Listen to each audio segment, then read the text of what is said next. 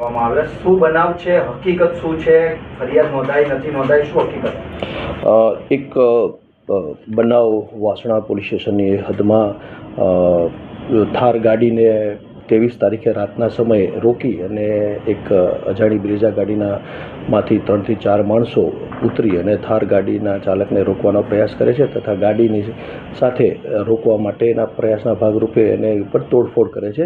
એવો એક video social media ઉપર વાયરલ થયેલા, જે વિડીયોની આધારે તપાસ કરતાં ઉપરોક્ત જે થાર ગાડીના જે નંબર છે GJ01WM1616 છે અને જેના વ્યક્તિ છે ચલાવનાર શાહનવાજ મોહમ્મદ યાસીન કરીને છે, જે ગ્યાસપુરનો વતની છે.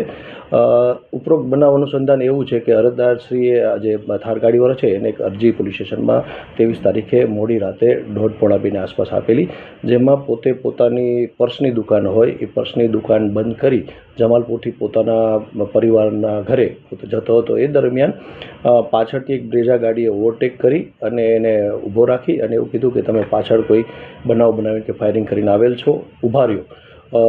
અરજદારે એવું કીધું છે કે ભાઈ મેં આવો કોઈ બનાવ કર્યો નથી. બંને વચ્ચે થોડી ટસલ થાય છે. થાર ગાડીને રોકવાના પ્રયાસ કરે છે.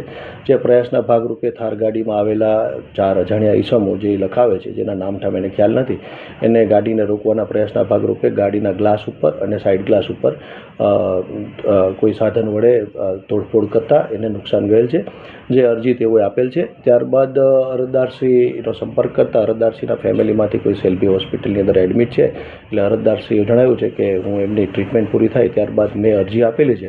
અરજીની આગળની કાર્યવાહી માટે હું જાતેથી પોલીસ સ્ટેશન ખાતે આવી જઈશ.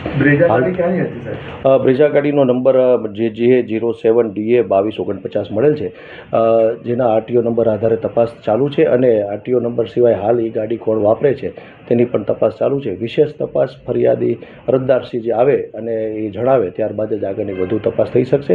એમાં કોઈ હકીકત ખુલશે તો એ બાબતે જરૂરી જે કંઈ કાર્યવાહી કરવાની થશે તે કાર્યવાહી કરવામાં આવશે અને એ બાબતે આપને પાછળથી જાણ કરવામાં આવશે. ફરિયાદી સાથે એવું તો શું થયું હતું જે પ્રમાણે આક્ષેપ કરવામાં આવ્યો કે તમે આગળ ફાયરિંગ કરી? ફરિયાદીશ્રીએ જે જણાવ્યું છે એ અરજી આપીને ફરિયાદીશ્રી જતા રહ્યા છે. ત્યારબાદ એની વધુ પૂછપરછ બાકી છે. એનો સંપર્ક ઇન્ચાર્જ વેજલપુર હાલના ઇન્ચાર્જ પીઆઈ અને વેજલપુર પીઆઈ દ્વારા કરવામાં આવેલ છે. હાલ એના રિલેટિવ સેલ્બી હોસ્પિટલ ખાતે એડમિટ હોય અને હું એમની ટ્રીટમેન્ટ અને કાર્યવાહી પૂરી કરી અને હું તપાસમાં સહકાર આપવા માટે વાસણા પોલીસ સ્ટેશન આવીશ તેવી હકીકત જણાવેલ છે. તેઓની પૂછપરછ અને બાકી ત્યારબાદ જ ખ્યાલ આવશે કે આ એકચ્યુઅલી પરિસ્થિતિ શેના હિસાબે છે, કોઈ જૂની અદાવતનો ઝઘડો હતો કે કોઈ રોડ રેસિંગનો મામલો હતો કે ક્ષણિક આવેગના હિસાબે કોઈ બનેલો બનાવ છે, એ ત્યારબાદ જ કહી શકાશે અને જે કંઈ હકીકત હશે એની આપને પાછળથી અલગથી જાણ કરવામાં આવશે. 4 અજાણ્યા ઈસમો હતા. એ બાબતે આપણે જે રીતે વાત કરી, 4 અજાણ્યા ઈસમો એને લખાવ્યા છે, જેનો ગાડી નંબર આપ્યો છે, જે આધારે તપાસ ચાલુ છે.